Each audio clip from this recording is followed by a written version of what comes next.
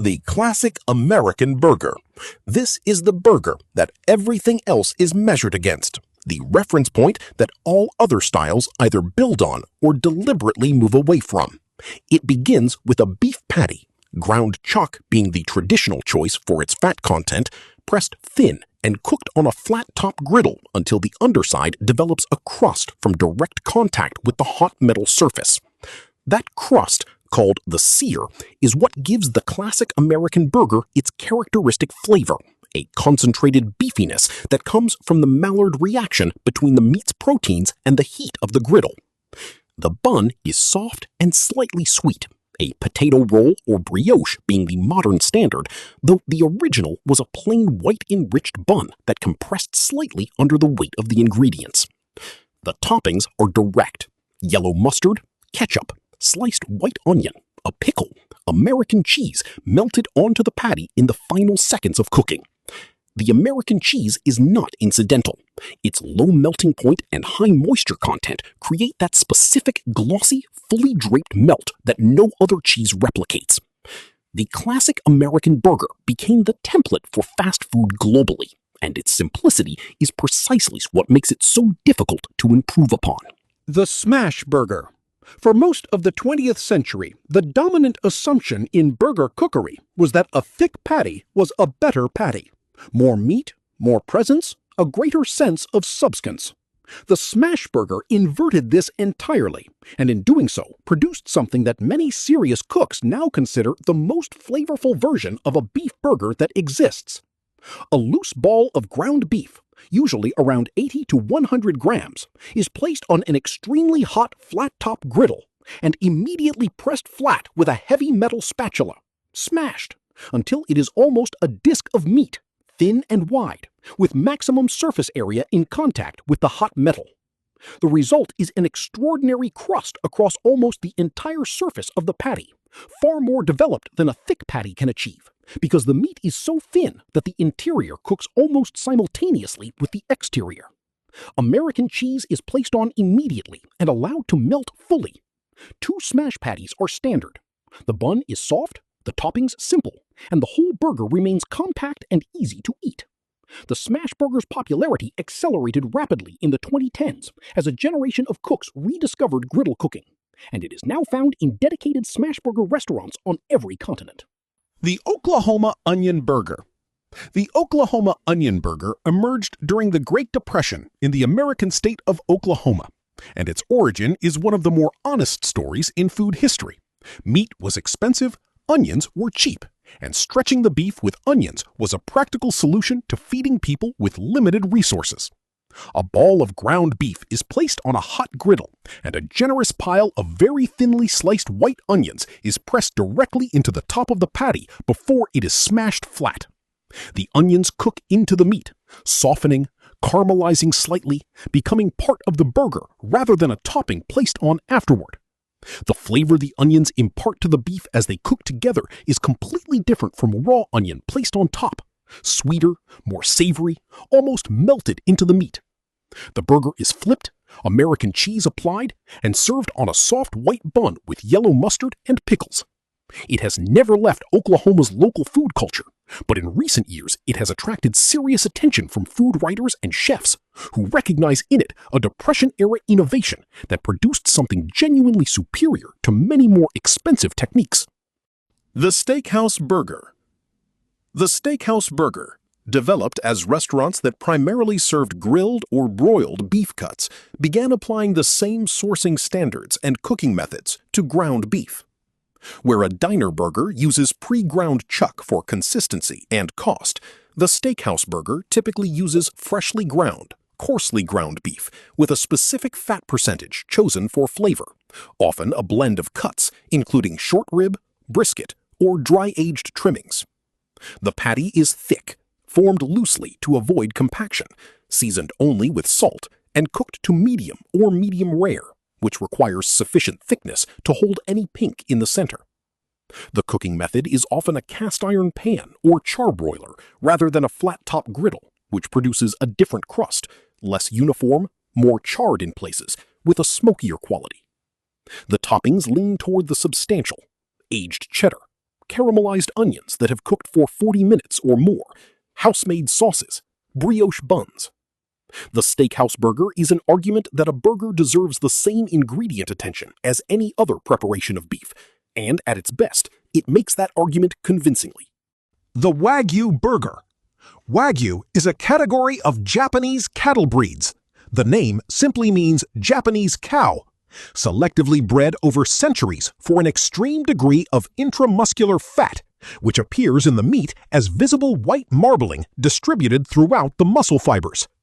When this fat melts during cooking, it creates a tenderness and richness unlike any other beef, and the flavor has a specific buttery, almost nutty quality that comes from the high proportion of oleic acid in the fat. As a burger patty, Wagyu beef presents both an opportunity and a challenge. The fat content is so high that cooking must be managed carefully.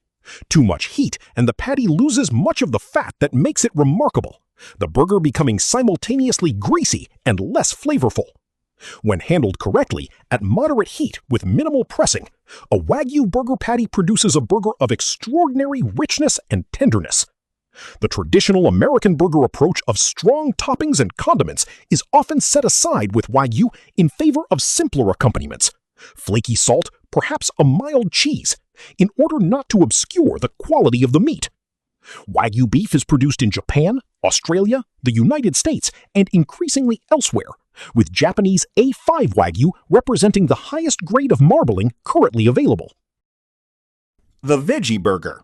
The Veggie Burger has existed in various forms since at least the 1980s, when the first commercial versions appeared in health food stores as an alternative to meat for vegetarian consumers. Early versions were honest about what they were: patties made from compressed vegetables, grains, and legumes that tasted like compressed vegetables, grains, and legumes, and made no attempt to replicate the experience of beef. The black bean burger, the lentil patty, the chickpea burger. These are versions that approach the burger format on their own terms, using the bun and toppings as a vehicle for a plant-based patty with its own distinct flavor profile. In the 2010s, a second generation of veggie burgers emerged with a different intention entirely, specifically engineering plant-based proteins to replicate the taste, texture, and appearance of beef as closely as possible. Companies like Impossible Foods and Beyond Meat developed patties that bleed like beef, brown like beef, and in blind tastings have caused genuine confusion among experienced meat eaters. The debate about which approach, honest vegetable patty or engineered meat replica, represents the better philosophy remains active, but both have found permanent places in food culture. The Japanese Teriyaki Burger. Japan's relationship with the burger began with the arrival of American fast food chains in the 1970s. But what happened next is a clear example of how a country can take a foreign food format and produce something that reflects its own food culture so completely that it no longer feels like an import.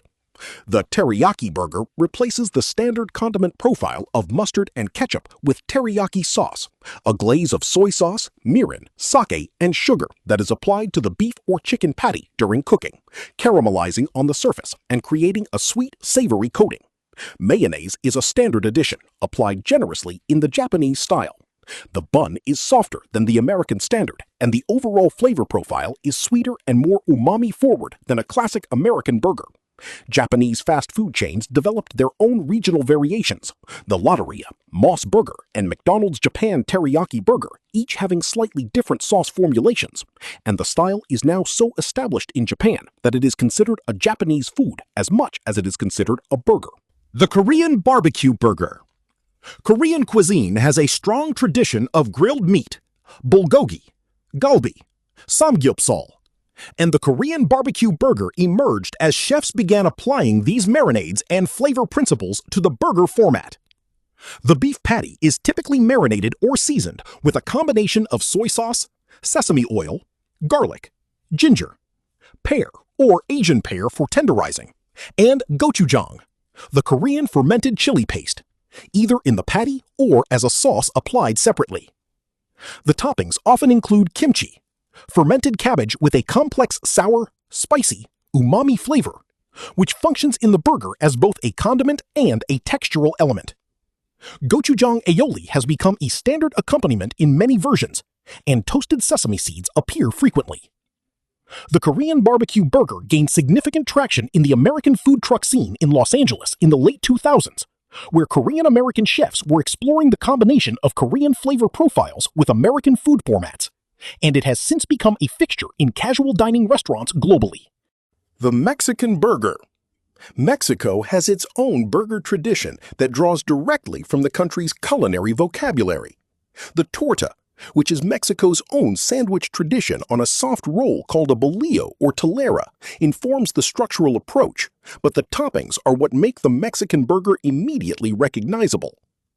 Avocado or guacamole is almost always present, creamy, slightly tannic, cutting through the richness of the beef. Pickled jalapenos appear alongside or in place of standard pickles. Cotija cheese, which is dry and salty and crumbles rather than melts, is a common alternative to American cheese.